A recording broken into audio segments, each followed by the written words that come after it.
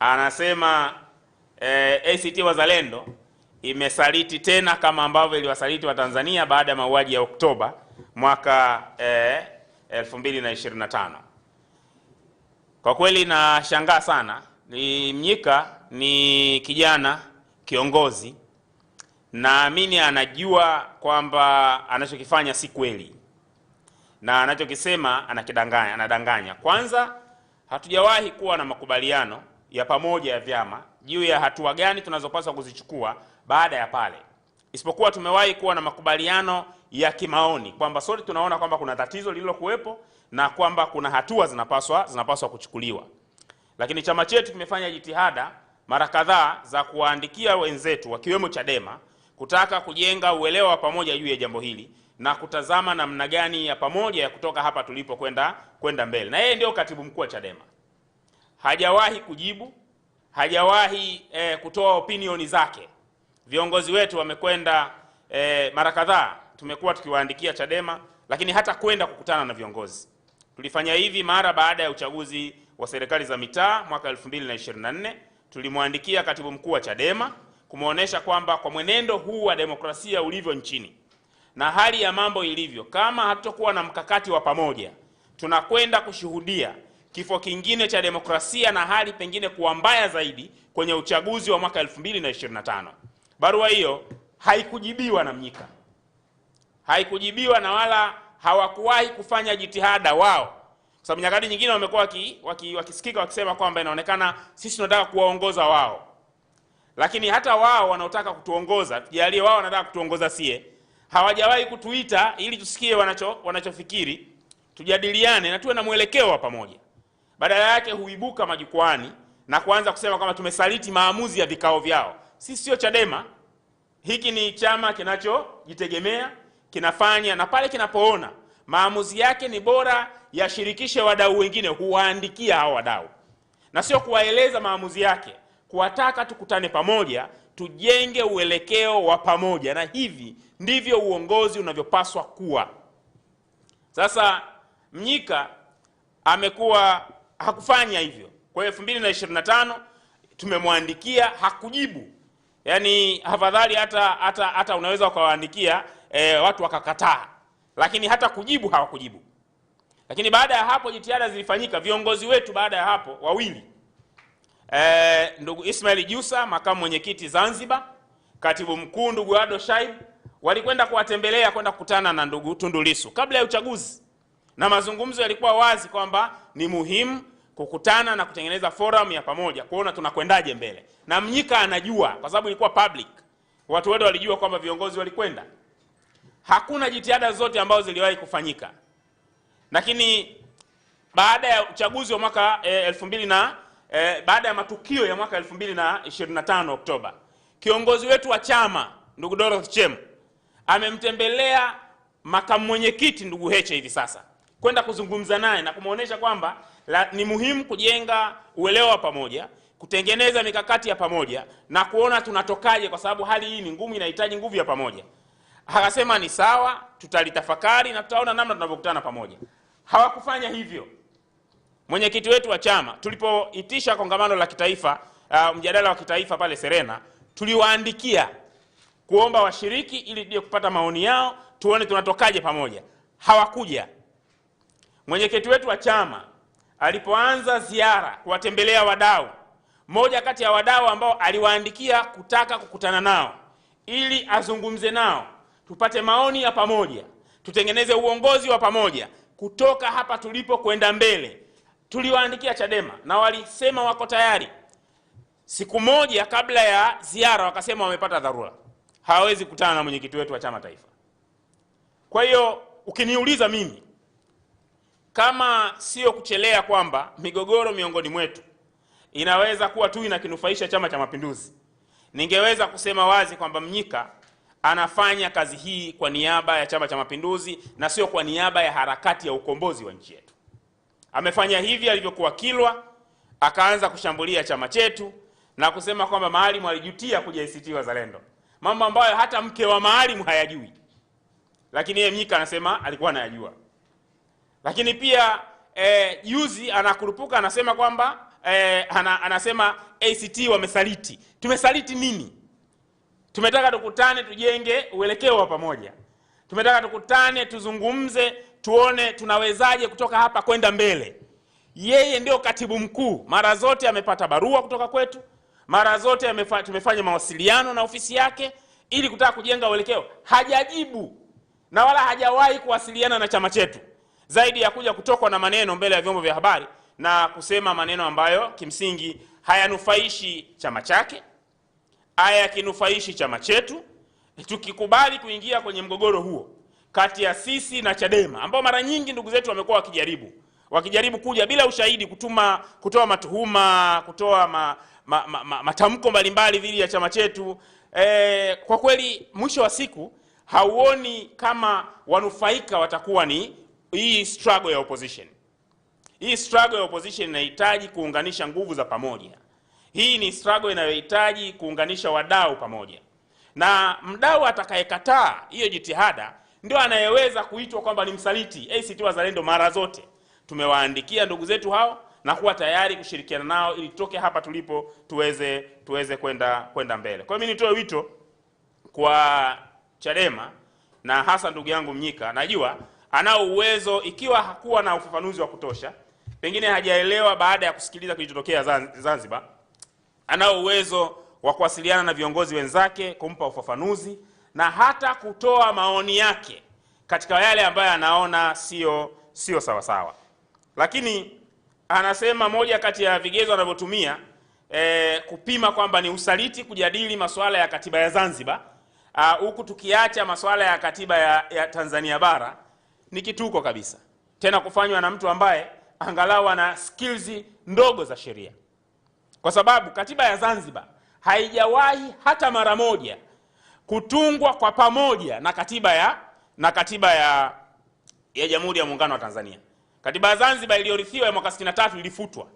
Ikawa hakuna katiba Zanzibar mpaka mwaka 1979 ikatungwa katiba ya Zanzibar ya mwanzo. Tunayo katiba ya Muungano mwaka 77, baadaye 79 ikatungwa hiyo katiba ya Zanzibar. Baada ya hapo mwaka 84 ikatungwa tena. Na mabadiliko yote ambayo yamefanywa kwenye katiba ya Zanzibar hayakuwahi kuhusishwa au kuwa na sharti la kwamba lazima itanguliwe na katiba ya Jamhuri ya Muungano wa Tanzania. Lakini hata mjadala wetu hapa na maoni ya katiba ya Muungano yaliyokuwa yamechukuliwa na Jaji Warioba yalikuwa yanazungumzia katiba ya Jamhuri ya Muungano wa Tanzania. Hayakuwahi kugusa hata mara moja katiba ya Zanzibar. Lakini kujitoa ufahamu juu ya ukweli wa nini tunachopigania wapinzani, tulitoka kwenye bunge la Ukawa kwa sababu moja kubwa, kwamba sisi maoni yetu tunahitaji serikali tatu: serikali ya Zanzibar, serikali ya Tanganyika na serikali ya Jamhuri ya Muungano wa Tanzania. Na kwamba na moja kati ya wadau muhimu sana walioeleza ile ilikuwa Tundu Lissu, mwenyekiti wake, kwamba serikali ya muungano inapaswa kuakisi mkataba wa muungano. Na kwa hiyo kitu pekee kwenye katiba ya Zanzibar kinachopaswa kureflect status ya katiba ya muungano ni yale mambo yanayohusu muungano na sio masuala mengine yote. Na mtazamo wetu ni kwamba lazima Tanganyika iwe na katiba yake inayogusa masuala yake na tuwe na katiba ya muungano ambayo inajitegemea. Na huu ndio mtazamo wa Ukawa, Umoja wa Katiba ya Wananchi, na ndio mtazamo uliotufanya tutoke kwenye bunge la katiba, akiwemo yeye Mnyika. Mimi naamini anaujua. Sasa mjadala wote wa kipindi chote kuhusu katiba, tulikuwa tunazungumzia katiba ya Jamhuri ya Muungano wa Tanzania, haukuwahi kuzungumzia katiba ya Zanzibar. Lakini Zanzibar leo tunapozungumza ina serikali yake ya Zanzibar. Na wao wamekuwa ni wadau muhimu wa kuonesha kwamba mbona Zanzibar na serikali yake, Tanganyika haina serikali yake. Ina bunge lake, ina rais wake, ina shughuli zake ambazo zinaendelea. Haya ni mambo yanayohusu Zanzibar. Zanzibar ilifanyika mauaji mwaka 2001. Hayakufanyika huku Tanganyika.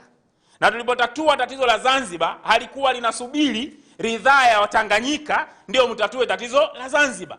Na haya ndio mambo, ndio uhalisia wa mambo. Kwa hiyo kuja kuibuka na tuhuma hizi, mimi nadhani kwa sababu hakuwa na hoja ya msingi ya kubeba tuhuma zake, ndio maana akaibuka na jambo ambalo yani halieleweki kimantiki, halieleweki kihistoria, halijawahi kuwa sehemu ya kikao chao cha kamati kuu kule Kigoma. Basi tukaja huku tukasema yasiyokuwa yamezungumza Kigoma, hapa angeweza kusema sisi ni wasaliti. Labda nimkumbushe tu kwamba sisi hatukuwepo Kigoma. Kwa hiyo watafute wasaliti wa ndani ya chama chake, lakini ACT Wazalendo tumemwandikia mara nyingi kutaka uelekeo wa pamoja, tujenge harakati hizi na tutoke hapa tulipo tuende mbele. Na tumekumbusha mara zote, sio kwa maslahi ya siasa za upinzani Tanzania, migogoro miongoni mwa vyama vya siasa vya upinzani. Na chama chochote kinachojihisi ni kikubwa cha upinzani hapa Tanzania, wajibu wake namba moja ni kuunganisha wadau wote wanaopigania harakati za kukabiliana na chama dola, Chama cha Mapinduzi. Na hiyo ndio struggle tunayoitaka. Hataki ukubwa wa kwamba ukisema wewe basi watu wengine wawe wanaweza tu kuitikia. Hapana. Tunadhani ni muhimu jambo hilo, na ndio maana sisi tumewaheshimu mara zote, tumeheshimu position yao ya struggle, na tunadhani ni muhimu kuona namna gani tunaweza kushirikiana toke hapa tulipo tuende mbele. Ndugu yetu akauliza mnatenganishaje Zanzibar na bara? Hatujatenganisha, na nimeeleza vizuri nadhani kwenye majibu yangu yaliyopita, isipokuwa hizi ni nchi mbili tofauti. Na ndio maana tunapigania uwepo wa serikali tatu, kwamba tunayo Tanganyika na ina mambo yake Tanganyika. Kwa hiyo na kile kilichotokea kwenye Jamhuri ya Muungano wa Tanzania kwa sehemu kubwa kimetokea Tanganyika. Na tunataka kuona kwamba hatua zinachukuliwa. Na sisi tunaposema kwamba jumuiya ya kimataifa ishiriki, tunayo experience kwamba hata huku Zanzibar ambako leo tuna hatua hii tunayofikia, Jumuiya ya Madola ilikuja, Chifu Anyoko alikuja, alishiriki kwenye hiyo struggle, na haikuwa tabu kwa jumuiya za kimataifa kuja kushiriki. Kwa leo tunaposema kwamba jumuiya za kimataifa ni muhimu ziwepo, tunayo experience kwamba pale tulipofika Zanzibar leo, ambao tunaendelea kuvuna sehemu ya matunda ya ile kazi iliyofanywa, jumuiya ya mataifa ilishiriki.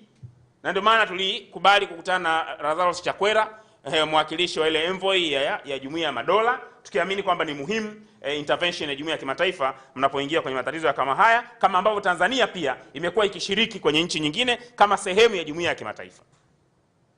Ndugu yetu Fadhili anauliza mabadiliko Zanzibar bila bara. Zanzibar inategemea muungano. Nadhani nimeeleza kwa sehemu kubwa kwamba Zanzibar inajitegemea kwenye eneo lake. Yaani ndio moja kati ya changamoto kubwa sana za muungano wetu. Kwa muungano huu ni wa Zanzibar na Tanganyika.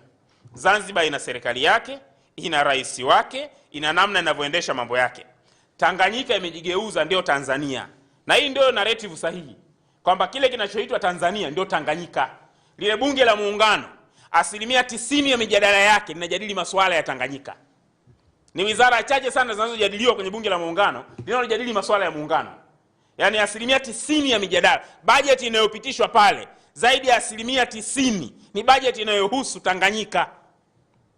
Na ndio maana unajiuliza wabunge wanakuja, wabunge wa Zanzibar kujadili, hawana cha kusema. Ndio unakuta wabunge wa Zanzibar mara nyingi wanakuwa kimya kwa sababu hawajadili mambo mengi ya Zanzibar, yanajadiliwa kwenye baraza la wawakilishi. Tungekuwa na bunge la muungano linaloakisi mambo ya muungano, kila upande ungekuwa active na muungano wetu ungekuwa productive. Sababu kila mmoja angefikiri namna gani tunavyo exercise ule muungano wetu katika namna ambayo kila upande utakuwa unanufaika, kuliko hiki ambacho kinaendelea hivi sasa. Sasa mchakato huu utachukua muda gani? Hasa kwa mfano tunategemea kwamba tulitegemea makamu wa kwanza wa rais pengine ajiunge kwenye serikali. Sisi tumesema mchakato huu umeanza utekelezaji wake juzi. Ukisoma tamko la pamoja linasema kwamba inapaswa kutungwa sheria itakayounda chombo cha kusimamia utekelezwaji wa masuala haya. Matarajio yetu sisi ni kwamba haraka kabisa sheria hiyo itatungwa na chombo hiko kitaundwa. Na sheria haitungwi na vyama. Yaani the rest, yani sisi tumetimiza wajibu wetu wa kusema commitment yetu ya ushiriki unagusa mambo gani. Tunayo commitment ya kiutekelezaji ambao ni ya wenzetu ambao wanapaswa kuthibitisha kwamba wako tayari kwa kufanyia kazi. Na kwa hiyo kadiri ambavyo itakuwa inatekelezwa, nadhani itatupa muda. Muhimu ni kwamba wakati wa mjadala huu tulikuwa tunajitahidi sana kuhakikisha kwamba kila tunalokubaliana linawekewa shedu kwamba mpaka lini angalau lio limeshafanywa kazi. Na tumeanza kama nilivyosema hatua za utekelezaji, na tunataraji kwamba hatua zinazofuata zitafanywa kazi. Na tamko letu limesema hatua zote zitakuwa shirikishi, umma utafahamishwa. Yaani haitakuwa ni mambo ya siri juu ya hatua ambazo zinaendelea. ACT tunaongoza TCD, tunafanya of course ACT tunaongoza TCD na tunafanya jitihada nyingi sana, na hivi karibuni TCD pia itaitisha kongamano la wadau kujadili pamoja na mambo mengine kuona namna ambavyo nchi yetu itatoka hapa kwenda mbele. Tulifanya kazi hii kubwa mara baada ya mabadiliko ya kuingia awamu ya sita ya Rais Samia, na TCD ilifanya kazi kubwa ya kukutana mpaka tukafika mahala tukawa na task force na tukaendelea mbele. Haikuzaa matunda ambayo tuliyatarajia. Sasa hivi sisi tunaongoza kweli TCD na tumefanya hizo jitihada nyingi. Wiki mbili zilizopita hapa wadau wa TCD walitoka kwenda Afrika Kusini kwenda kujifunza, ni learning mission, kwenda kujifunza hata baada ya matukio makubwa ya ubaguzi na changamoto zilizotokea Afrika Kusini, waliwezaje kuchart the way forward. Na wadau wote walikuwa wamekwenda, tunaamini wamepata mafunzo mazuri, wamekutana na wadau wengi kule South Africa, na baada ya hapo tunategemea kwenye kongamano ambalo TCD italifanya na wadau wote wakishiriki, tunaweza angalau kuwa na mwanga. Kwa hiyo tunatimiza wajibu wetu. Tunaamini kuwa ni wajibu wa pamoja na wadau wengine unaweza kutufanya tutoke hapa tulipo. Evans anasema kama mustakabali mlikuwa mnajadili zaidi mustakabali wa Zanzibar sio kugawana vyeo, vipi swala la makamu wa kwanza wa rais kujiunga na serikali? Tumesema na hata sasa hatujapeleka jina sisi la nani awe makamu wa kwanza wa rais, na simple kwa sababu huwa mjadala na wala hayakuwa masharti kwamba tukisaini basi na jina tufanyaje tulipeleke. Tumejadili juu ya mambo gani ya kuyafanyia kazi, na commitment yetu iko wazi kwamba sisi tuko tayari kushiriki kwenye mchakato huu utekelezaji wake, pale ambapo sehemu ya utekelezaji huu utakapokuwa na uthibitisho na hatua za awali zilizokuwa zimetekelezwa na unahitaji kuundwa kwa serikali ya umoja wa kitaifa kama sehemu ya utekelezaji wa mambo haya. Nadhani tutakuwa tayari, kwa sababu tutakuwa tumefika level ambayo mchakato huu wa kiutekelezaji unafanya kazi na tunakwenda mbele. Muhimu ni wadau wote kuwa tayari kutekeleza baada ya hatua ya mjadala wa miezi hii 8, ambapo mimi naamini baada ya kujadiliana yako mambo ambayo sisi tulikwenda nayo tulilazimika withdraw, yako mambo ambayo wenzetu walikuja nayo walilazimika withdraw, lakini tukafikia consensus kwamba haya at least ndio low hanging fruits, ni mambo ambayo tunaweza kwa pamoja tukayafanyia kazi, tukachukua commitment, na tulianza kwa kuwa na commitment ya pamoja in public juzi. Tunaamini kwamba sote tukitimiza wajibu huu, mambo mengine yatakuwa ni rahisi kuona namna gani tunatoka hapa tunakwenda mbele. Asanteni sana.